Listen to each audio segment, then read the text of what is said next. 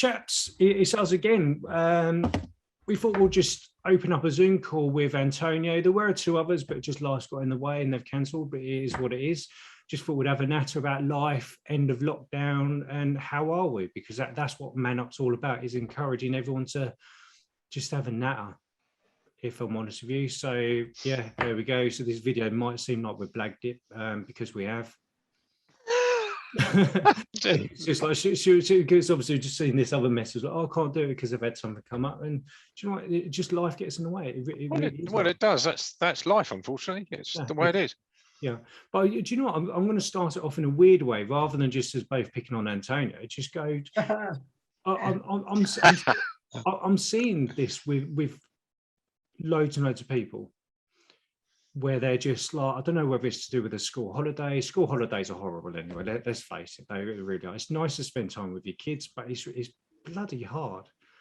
It really is with the kids at home, especially with the end of lockdown. And I don't know, man, it just seems like everyone's just like burnt out. And more, what I'm finding more scary is actually there's, I don't want to name people, but I've done it myself about a month, 3 weeks ago, where I had enough of MANUP because I'm just so tired with it. It's just literally drained the life out of it. I don't want to sound dramatic on that, but it did kind of feel like that. No, but it's fairly constant, isn't it? Well, yeah. You know, and it doesn't just stop at 5:30 on a Friday. No, exactly, yeah, and stuff like that. So, but I'm seeing this with other people who work in the mental health game. Really, it's just, I don't know, it's just we're all preaching to, there's probably I think we're all preaching, speak to people, look after yourself and all this, but no one's doing it, even people in the mental health game.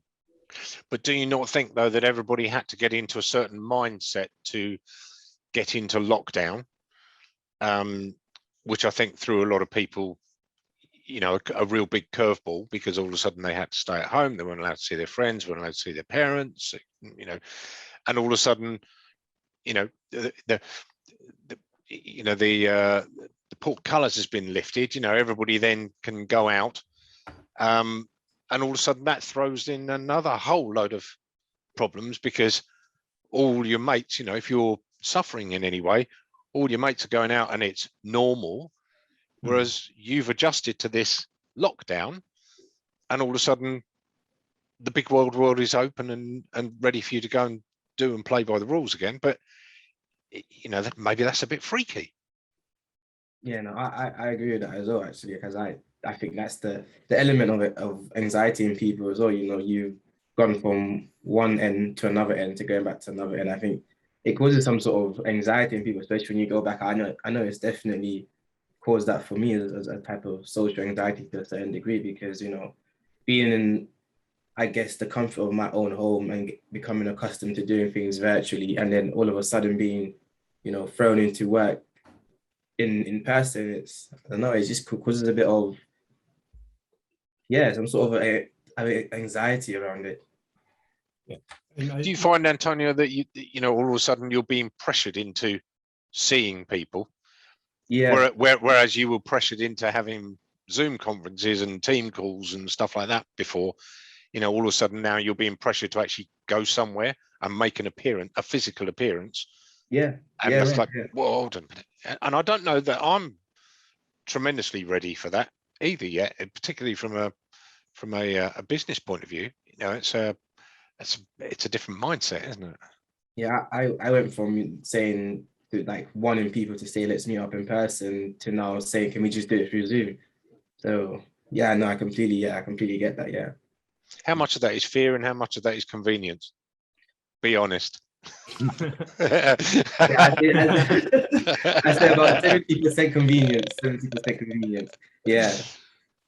And that, so it's weird. It's weird though, because I was thinking about this when I was driving to the office earlier on. I think people are more in a bubble now, like an anxiety bubble, and it's like people, and now lockdown's over, it's like people have gone more recluse. I find, I don't know what it is, I can't pinpoint it, but I just, even like MANUP stuff, I've had, this is the first month in a long time, I'm well aware life gets in the way and whatever else, where people just completely vanished. It's like that anxiety overdrive is just well gone overdriven. Sorry to bounce away, but the one thing I am finding is us. You know Ben, don't you? Ben Drive from the Guy Crow Club. Antonio, you won't, but he's a partner ally. I do, yeah, nice guy. Very, very much art and mental health, and he does very, very well. I was speaking with him, and also Sam from the Dare to Dip guy from Felixstowe. You remember when we decided to jump in the sea at 6:30? Well, when you did, yeah, I came down as designated cameraman with my fleece on. Yeah. But yeah, again, I don't think they'll mind me saying on that, but we're on conversations where we're just saying like, yeah, I just don't want to do anything at the moment, or I'm feeling tired, I'm just burnt out, and not burnout. I've never heard the word burnout as much as I have done in the last few weeks. But I think we're in that dangerous game now where I was saying to Sam, he was telling me, and I'm like, yeah, I feel exactly the same. And we're like, yeah. And then I'm having the same conversation with Ben, and then the next person. But we're not actually resolving anything. We're agreeing with each other that we're all knackered, tired, and burnt out. But not just people who deal with mental health and do these little campaigns, just normal people, everyday people. I was speaking to the bin man the other day, and he was saying the same thing. Yeah, we're just agreeing with each other. We're not getting anywhere. Yeah, it's not resolving anything. Yeah. So Antonio, go on. Sorry, mate. I think it's a general thing, to be honest. It's like, you know, if we're talking about like now that we're allowed to be out in the real world, taking a break isn't actually taking a break. This is what I've realized recently as well. Like, you know, okay, Monday to Friday, weekends are my time off. But if you think of, you know, taking a break as in you stop doing your work and then you still go out, you know, meet friends on weekends and stuff like that, you're still going to end up knackered because you're not actually taking a physical break. You're just diverting what you're doing to something else. And it all tallies up together. And yeah, I think apart from just convenience, it's, you know, before we would take our break by moving on to another task, and now we're forced to sort of meet up and go everywhere and stuff like that. And, you know, I think there are certain elements during lockdown that were beneficial that we took for granted. Yeah, I agree. Yeah. And now we're finding it difficult to get out of that habit. You know, where we would actually, you know, sit down and put your feet up in the evening. You're not necessarily doing that quite so much now because gyms are open. So you feel that you need to go down and carry on with your fitness or restart your fitness thing, you know. And like you say, Antonio, you know, I think you're still putting effort in. It's just a change of scenery. Isn't it? Right. Yeah. So not that we can do advice because we're not allowed to and we don't want to, but what's the solution? Is there even a solution? Open question. I think it's still about making time for yourself and self-care, isn't it? Yeah, I think it's not like it's easier said than done, but I feel like we're all playing a lot of catch up from what we've missed out, quote unquote, and during lockdown. We're all trying to play catch up, but we've still got a lot of time to do the things we missed out on. Maybe not in the same way we wanted to before, but yeah, if we just get out of that mentality of catching up with the things we missed out on. I think that was my main problem as well. Even with going out with friends, it's like, oh, I need to catch up with all my friends. I need to, you know, do everything in a short amount of time, but it's not necessarily have to work that way. So I think that would be a solution. But as I said, probably easier said than done. Yeah, absolutely. Because I was thinking about it myself, and I was just like, I've had, let's say, five different phone calls about the same topics where we're just agreeing with each other. And I don't know, I'm just trying to think in my head of actually maybe one of us should have said, this isn't right. Well, I think by default, you're all saying it's not right because everybody's saying that they're knackered. But there is nobody's actually come up with the solution and said, you know, well, actually, I think what you need to do is X, Y, Z. Yeah. So for those watching, we'll love your comments on that and stuff like that. Because that's the thing, though. That's where we're kind of. Oh, this is depressing, isn't it? But this where we're in like some sort of limbo. Because if I go, let's go to the pub, we're just going to sit there having a few beers, saying the same thing. So it's just like, well, what do you do? So that, I think that's all. I think that's something what we should all do. If you're in that conversation bubble, just say, enough's enough now. Let's talk about something else. Let's just do something else. Let's change it. Especially with me, if I was speaking to Ben or Sam from the Dare to Dip stuff, up to a point we should know better. Yeah, we should. That's something I've been hearing a lot. We should have known better. Should have known better. Should have known better. I think that's what I can't probably say how many times I've heard that line. I should have known better. Should have known better. But we're not changing it.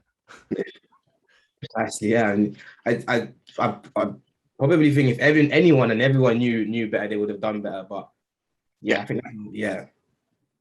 And that's I think the thing is, rather than beating ourselves up, actually, when you get to that point, I had those conversations and didn't really clock on, and now I'm just like, that's not right. That's not normal.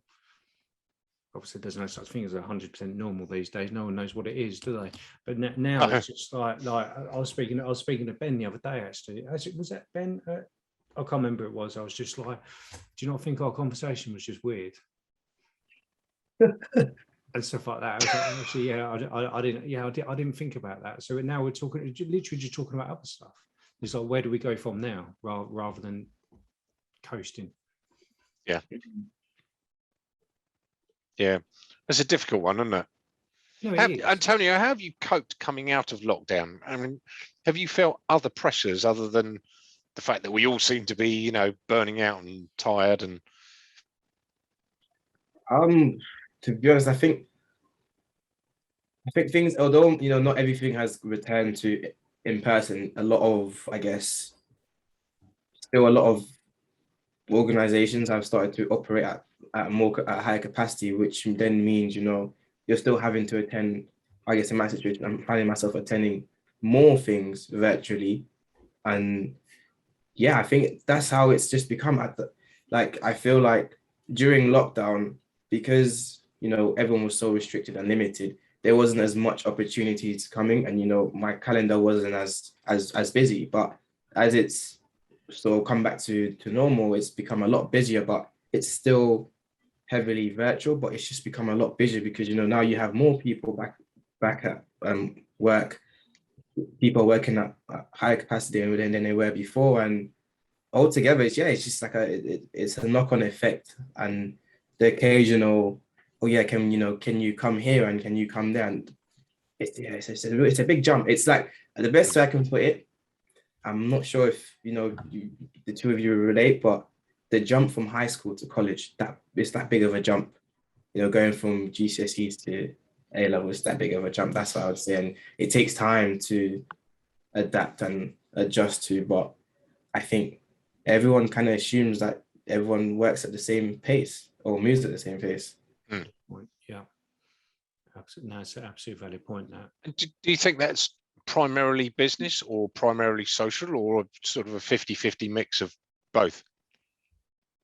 I think business wise, in terms of demand wise, yes. Socially, it's more, again, the catch up, where people want to be constantly doing something because they feel they've missed out on so much. Yeah.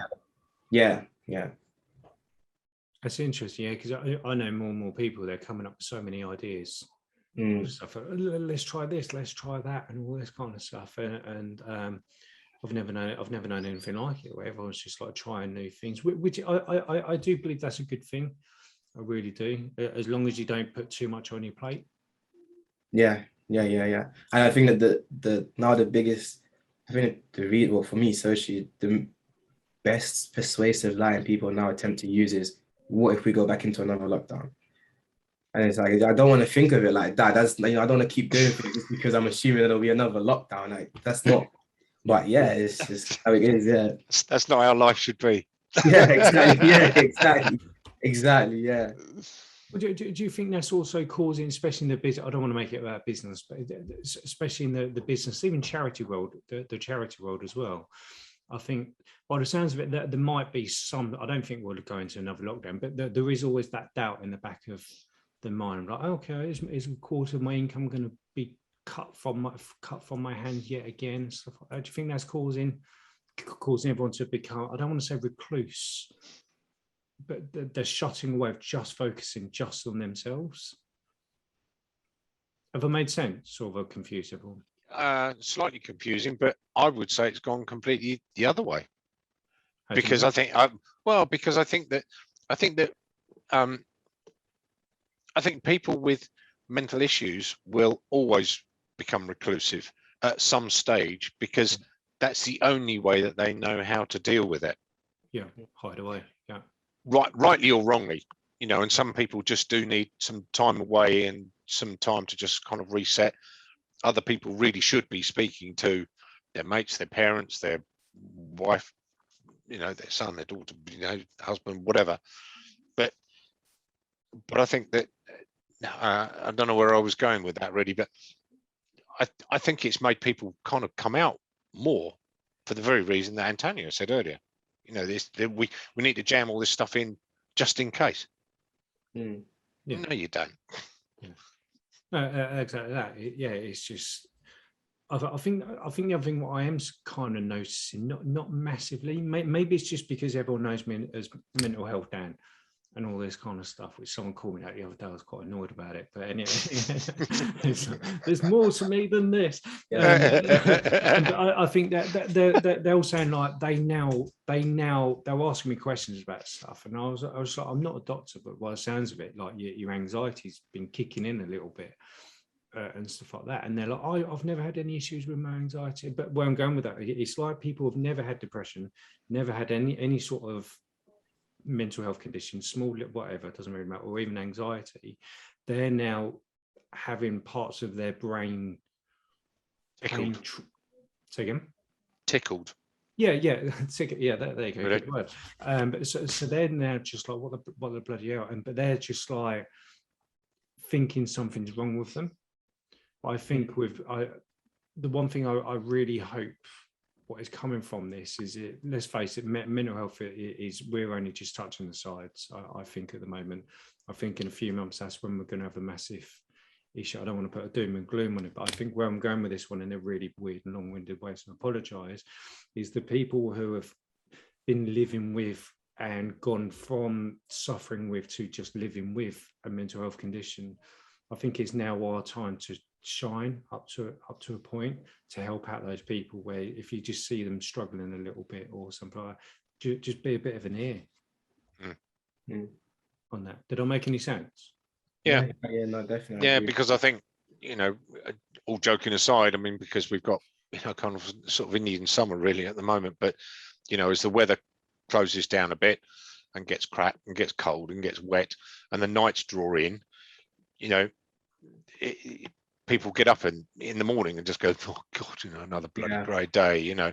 And that, I think, you know, I mean, I'm very fortunate in the fact that I don't really suffer with my mental health, but certainly stuff like that, you know, if I get up and the sun's out, I feel so much better than if there's this sort of, you know, horrible grey sort of what my mate used to call a Tupperware sky, you know, it's just grey and it's the same colour all the way over kind of thing. You know, that affects my start to the day every day.